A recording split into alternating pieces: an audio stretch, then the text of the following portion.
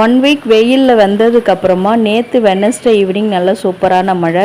இந்த மழைக்கு எதமாக ஒரு ரெட் காராமணி gravy easy chapati side dish எப்படி பண்ணுறதுன்னு பார்க்கலாமா?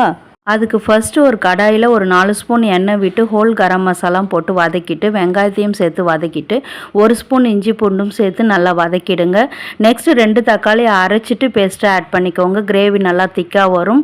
நெக்ஸ்ட்டு என்ன பண்ணணுன்னா குழம்பு மிளகாய் பொடி, கரம் மசாலா, காஷ்மீரி சில்லி பவுடர் இதெல்லாம் சேர்த்து நல்லா வதக்கி எடுத்துட்டு பச்சை வாசனை போன பிறகு இந்த அந்த காராமணியை சேர்த்து ஆட் பண்ணிக்கோங்க. காராமணி ஒரு 8 மணி நேரம் ஊற வச்சுட்டு அப்புறமா ஒரு 2 விசில் போட்டு வேக வச்சுட்டோன்னா சூப்பராக வெந்து வந்துடும். இப்போ கிரேவி ரெடி ஆகிடுச்சு. இதுக்கு நல்ல வாசனையாக இருக்கணும், தாபா ஸ்டைலில் வரணும்னா கொஞ்சமாக கசூரி மெத்தியும் லாஸ்ட்டில் ஆட் பண்ணிக்கோங்க. உங்கள் வீட்டில் பட்டர் இருந்தாலும் சேர்த்துக்கோங்க, ரொம்ப சூப்பராக இருக்கும். இந்த மழையில் இப்படி செஞ்சு கொடுத்தா 4 சப்பாத்தி கூட உள்ளே போகும். பிளாக் பிடிச்சிருந்தா லைக் பண்ணுங்கள்.